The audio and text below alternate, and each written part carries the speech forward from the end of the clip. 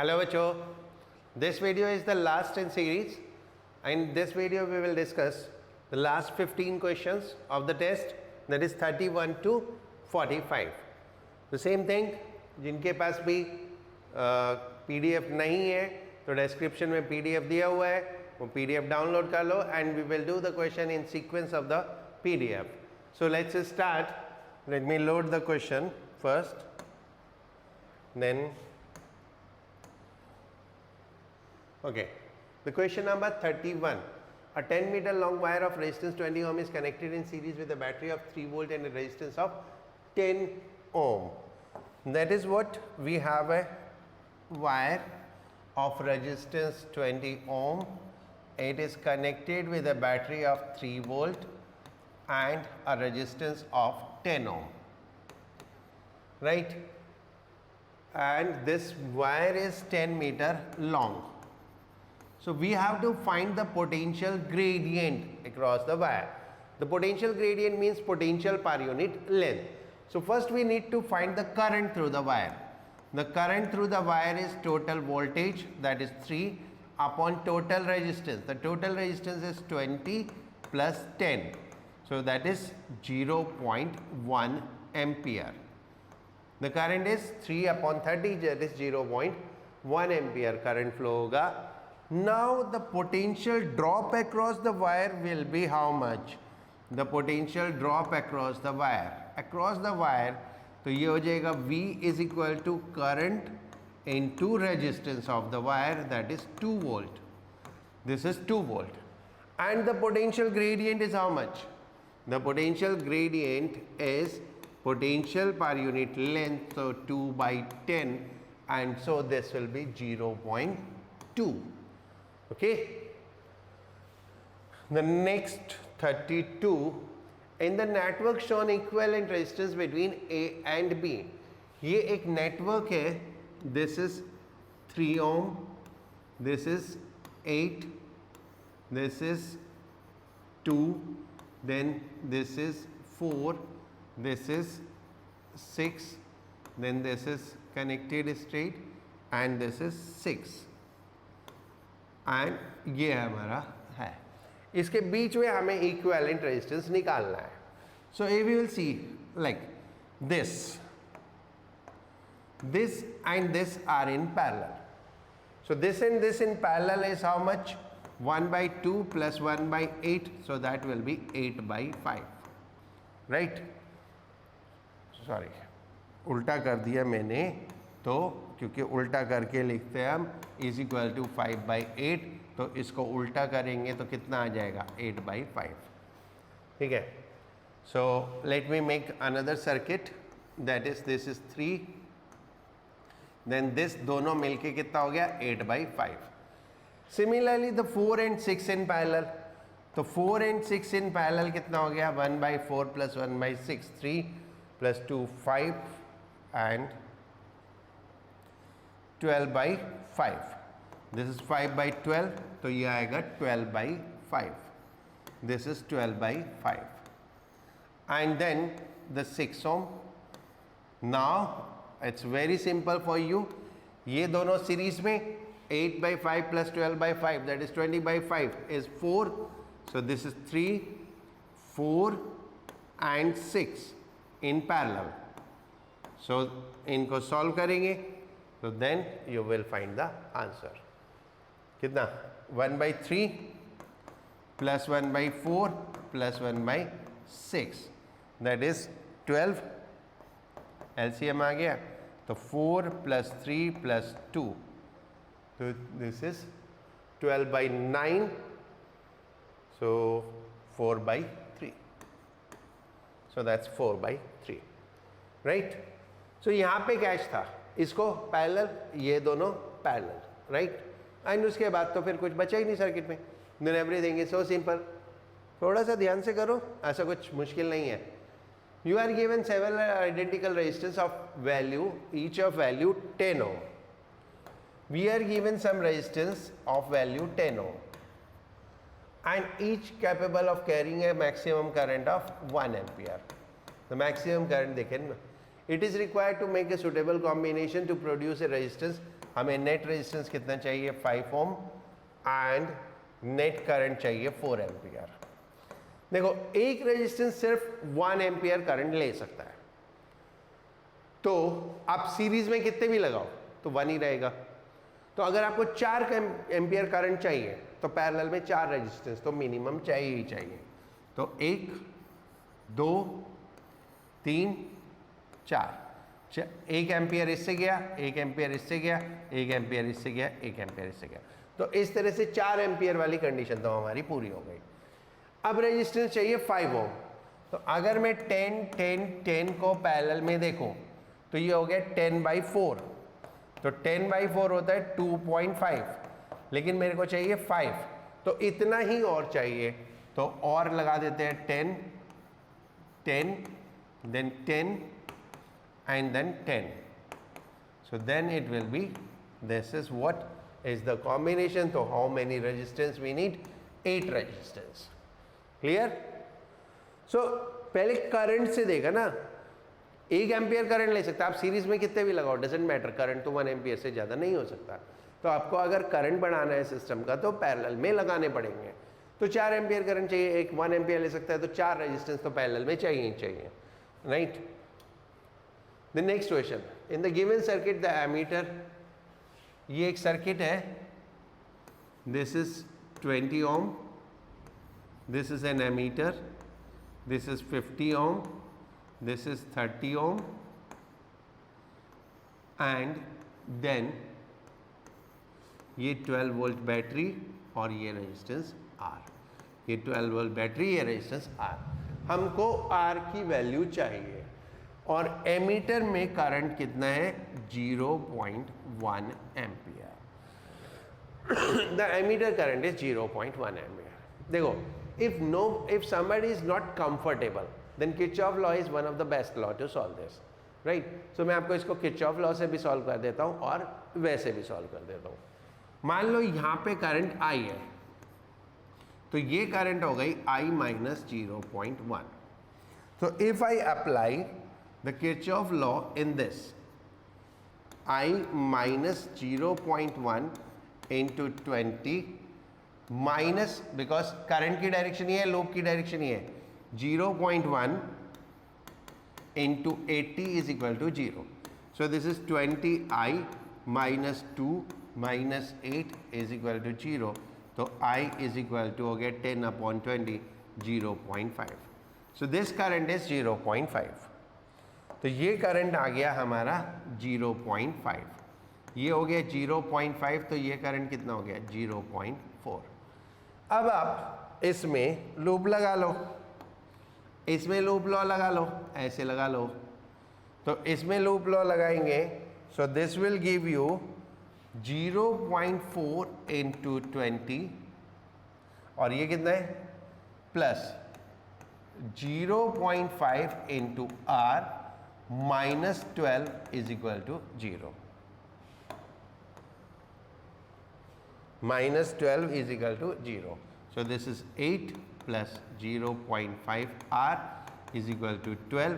So R is equal to 8 ohm. So this 8 ohm is the answer, right? So if you are not comfortable, so you can do it by the Kirchhoff law. Other way to solve it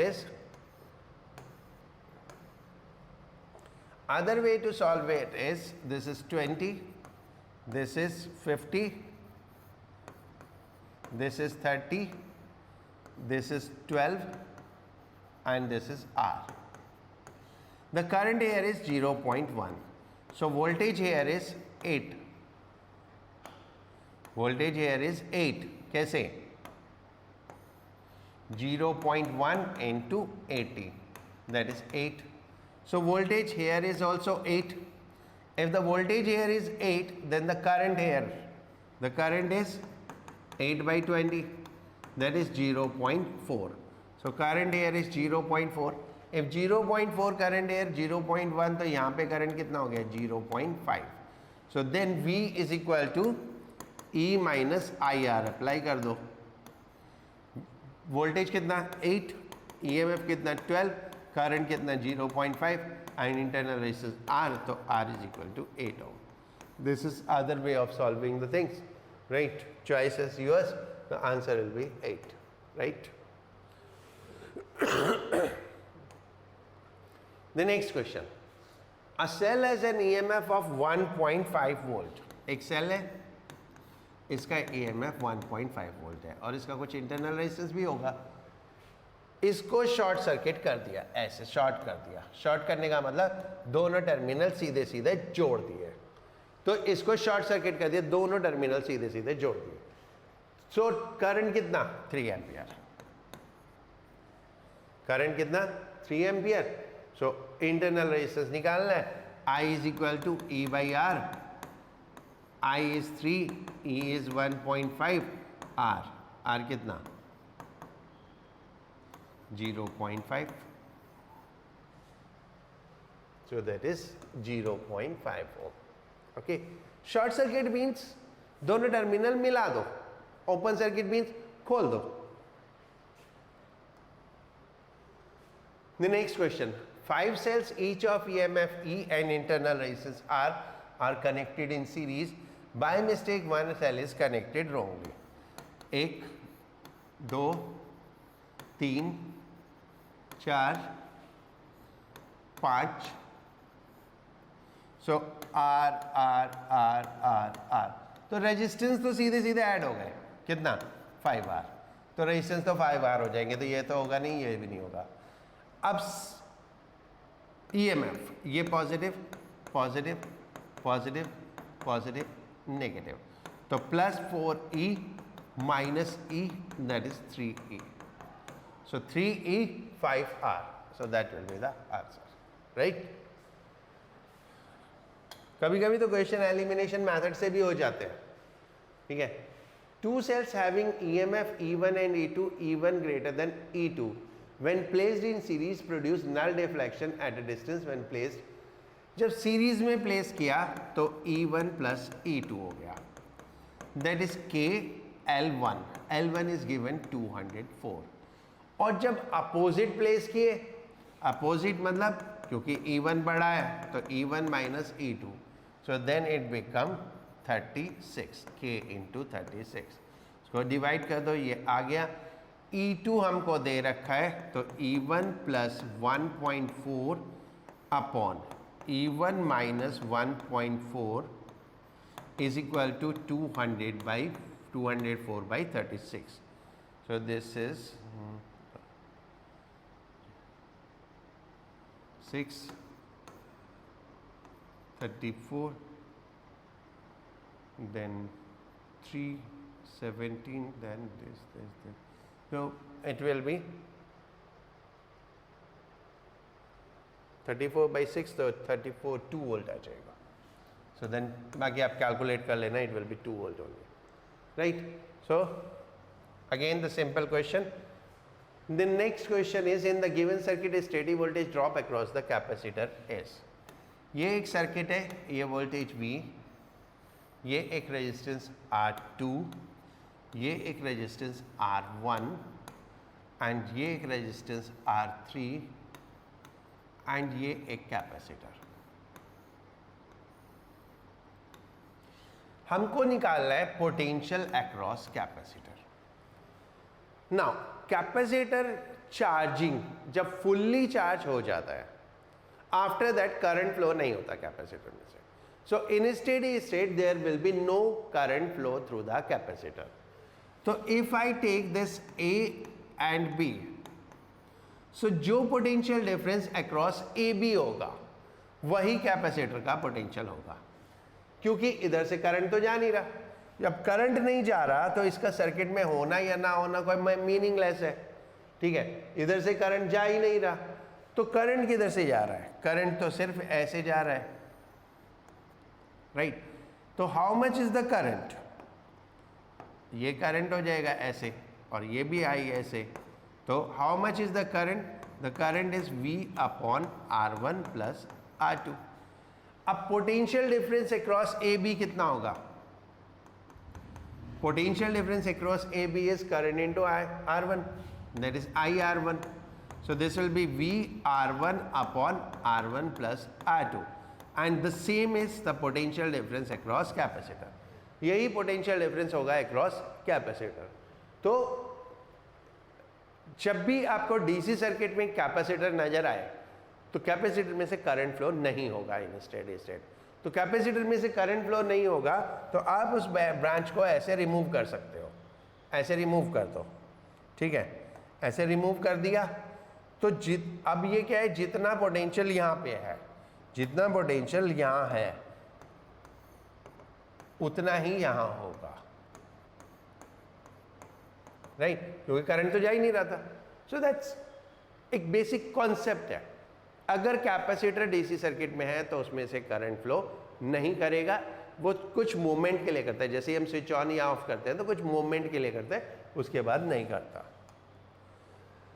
Now the next question, in the given circuit the potential difference between point A and B is, a circuit is given to us that is 3 ohm, then 1 ohm, then 3 ohm, then 3 ohm, then 1 ohm, and then it is 10 volt. This is 10 volt. So now पहले हम पूरे circuit का current निकाल लेते हैं I. तो I is equal to V कितना है 10 upon total resistance, this 4 and this 4 in parallel. So 4 and 4 in parallel will become 2 and this will be in series of 3. तो 2 plus 3 is 5. तो total resistance circuit का हो गया 5, तो current हो गया 2 एम्पियर. तो ये हमारा 2 एम्पियर करंट हो गया. तो इधर से 1 एम्पियर फ्लो होगा, इधर से 1 एम्पियर फ्लो होगा, क्योंकि आइडेंटिकल तो है. ये टोटल 4 ओम है, ये भी 4 ओम है, तो 4 ओम आइडेंटिकल हो गए तो करंट भी इक्वल होगा. तो अगर ये 2 एम्पियर था तो 1 इधर चला जाएगा, 1 इधर चला जाएगा. अब आपको निकालना है potential difference between A and B. ये पॉइंट मान लेते हैं O. तो potential difference between O and A is, इसके बीच में पोटेंशियल डिफरेंस, इसके बीच में पोटेंशियल डिफरेंस. तो ये हो गया current into resistance, current into resistance 1 into 1 that is 1. And इधर से इसमें निकाल लेते हैं तो ये हो गया VO minus VB, VO minus VB 1 into 3 that is 3. इसको सब्ट्रैक्ट कर दो तो minus VA plus VB is equal to minus 2. तो VA minus VB is equal to 2 volt. So that is 2 volt will be there. So this will be 2 volt resistance, right. समझ में आ गया होगा. Sequence में चलते जाओ, करंट इलेक्ट्रिसिटी के question अपने आप हो जाते हैं. Next question is theoretical question. Sensitivity of a potential meter can be increased by. Sensitivity का मतलब होता है कितना कम से कम वो मेजर कर सकता है, कितना कम से कम मेजर कर सकता है में पोटेंशियल ग्रेडियंट कम से कम होना चाहिए. पोटेंशियल ग्रेडियंट के को कम करते जाओ तो सेंसिटिविटी बढ़ती जाएगी. पोटेंशियल ग्रेडियंट कम होता जाएगा तो सेंसिटिविटी बढ़ती जाएगी. तो 2 तरीके हैं, या तो हम V को कम कर दें या L को बढ़ा दें. अच्छा, V को कम कर दिया तो रेंज कम हो जाएगी, तो इसलिए ये भी नहीं कर सकते. So what we can do, we can increase the length of potentiometer. तो पोटेंशियोमीटर की लेंथ को इंक्रीज करने से सेंसिटिविटी इंक्रीज हो जाती है, right. Then next, if two bulbs of 25 watt and 100 watt rated at 220 volt are connected in series across a 440 volt supply, then which bulb will fuse? देखो, जब हमें एक बल्ब मिलता है तो हमें एक्चुअली एक रेजिस्टेंस मिलता है. वो रेजिस्टेंस कितना होता है? वो रेजिस्टेंस होता है rated voltage square upon rated power. Rated voltage square upon rated power. ये रेटेड क्या है? जो बल्ब के ऊपर लिखा है या जो हमें यहाँ दिया है, यहाँ दिया है ना ये 220 वोल्ट, 100 वॉट, 225 वॉट। तो जो रेजिस्टेंस ऑफ 25 वॉट बल्ब है दैट इज 220 स्क्वायर अपॉन 100, और रेजिस्टेंस ऑफ 100 वॉट बल्ब है ये, सॉरी 25 वॉट था ना, तो इसको तो 25 कर लो, और ये हो गया 220 स्क्वायर अपॉन 100, राइट। अब हमारे ये दो रेजिस्टेंस सीरीज में हो गए, एंड ये हमारा 440 वोल्ट हो गया। ये वोल्टेज V1 है, ये वोल्टेज V2 है, ये रेजिस्टेंस R25 है और ये 100 वाला है। अब देखो वन वे इज आप पूरा कैलकुलेट करो, बट पूरा कैलकुलेट करने की जरूरत नहीं है क्योंकि हमें यही बताया ना कौन सा फ्यूज होगा। देखो जिसमें वोल्टेज 220 से ज़्यादा हो जाएगी वो फ्यूज हो जाएगा, जिसमें वोल्टेज 220 से ज़्यादा हो जाएगी वो फ्यूज हो जाएगा। क्योंकि V1 और V2 बराबर नहीं होंगे तो एक तो वोल्टेज 220 से ज़्यादा होगा ही होगा, बिकॉज टोटल मिला के 440 है और दोनों इक्वल है नहीं, दोनों इक्वल नहीं है तो एक 220 से ज़्यादा होगा और एक 220 से कम होगा। इन दोनों रेजिस्टेंस में करंट तो सेम होगा, तो जिसका रेजिस्टेंस ज़्यादा है उसकी वोल्टेज भी ज़्यादा। तो रेजिस्टेंस कौन सा ज़्यादा है? 25 का, तो 25 वॉट वाले का रेजिस्टेंस ज़्यादा है, तो अकॉर्डिंगली वोल्टेज भी उसमें ज़्यादा होगी। तो ये V1 is greater than 220 and V2 is less than 220, तो इसलिए V2 को तो कुछ, इसको तो कुछ होगा नहीं, लेकिन ये फ्यूज़ हो जाएगा। सो कौन सा बल्ब फ्यूज़ होगा? 25 वॉट का। ये हमेशा याद रख लो, जो कम पावर का बल्ब होता है सीरीज़ में वो ज़्यादा रोशनी देता है जो कम पावर का बल्ब होता है सीरीज़ में वो ज़्यादा रोशनी देता है, पावर में वो, पैरेलल में वो कम रोशनी देता है। अगर सीरीज़ में लगाएंगे तो पहले कम पावर वाला बल्ब फ्यूज़ होगा, ठीक है, और वही रोशनी भी ज़्यादा देता है, लेकिन पैरेलल में कम पावर वाला कम रोशनी देता है, ज़्यादा पावर वाला ज़्यादा रोशनी देता है, राइट।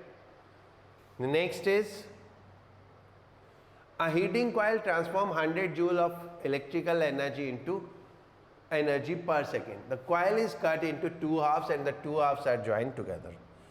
मान लो ये एक कॉइल थी, इसको हमने बीच से काट दिया। अगर पूरा रेजिस्टेंस R था तो ये R/2 एंड R/2 हो गया। अब इन दो R/2 और R/2 को हमने पैरेलल में जोड़ दिया, पैरेलल में जोड़ दिया तो टोटल रेजिस्टेंस कितना हो गया? R/4, और पहले टोटल रेजिस्टेंस कितना था? R। तो 100 joule was V square upon R, and now हमें निकालना है, मान लो X is V square upon R/4। So this is X is equal to 4V square upon R. So V square by R is 100. So this will become 400 joule. So that is 400 joule of energy will consume, right? अरे resistance 1/4 times हो गया तो power 4 times हो जाएगी, resistance half हो जाएगा तो power double हो जाएगी, राइट। अगर मैं इसको आधा ही लेता ना, यह लेता ही नहीं, तो भी पावर हाफ हो जाती, okay. Then next, two lamps have resistance R and R, R being greater than R. If they are connected in parallel in an electric circuit, तो मैंने बताया था जो कम पावर वाला होता है उसका रेजिस्टेंस ज़्यादा होता है, ज़्यादा पावर वाले का कम होता है। तो ये लेस पावर एंड ये मोर पावर। तो जब हम पैरेलल में लगाएंगे तो लेस वाला लेस देगा, मोर वाला मोर देगा। सीरीज में लगाते हैं तो उल्टा हो जाता है, पैरेलल में लगाएंगे तो लेस वाला लेस देगा, मोर वाला मोर देगा। ठीक है, सीरीज में लगाते हैं तो उल्टा हो जाता है, लेस वाला ज़्यादा पावर और मोर वाला लेसर पावर। तो the lamp will small are will shine more brightly, यानी जिसकी रेजिस्टेंस कम है वो ज़्यादा ब्राइटली करेगा, क्योंकि पावर में पैरेलल में क्या होता है, वोल्टेज सेम होती है, तो power is inversely proportional to resistance, and series में करंट सेम होती है, तो पावर हो जाता है I square R is directly proportional to R. तो ये प्रॉब्लम है, पैरेलल में इनवर्सली प्रोपोर्शनल टू आर होता है, सीरीज में डायरेक्टली प्रोपोर्शनल टू आर होता है। Correct. 44, 3 identical bulb P, Q and R are connected to a battery as shown in figure when the circuit is closed. ये 3 bulb है, identical है, Q, R and ये identical है, एक battery से connect किया, ठीक है, ये R। जब हम स्विच ऑन करेंगे जितना करंट यहाँ जाएगा उसका आधा इधर जाएगा, क्योंकि ये आइडेंटिकल है तो करंट इक्वली डिवाइड होगा, तो इनकी ब्राइटनेस तो इक्वल होगी और इसकी ब्राइटनेस इनसे ज़्यादा होगी क्योंकि यहाँ करंट ज़्यादा है, तो Q and R will be dimmer than P, right? And the last question, a battery of internal resistance R is connected across a variable resistance R, the value of R for which the power delivered is maximum. That is one of the basic concept of the current electricity, that if a cell is giving the power, then the power delivered is always maximum when internal resistance equals external resistance. Internal resistance equals external resistance, that is R is equal to R. So when both the resistance will be equal, the power is maximum, right? So this is all for this test. All the 45 questions are done.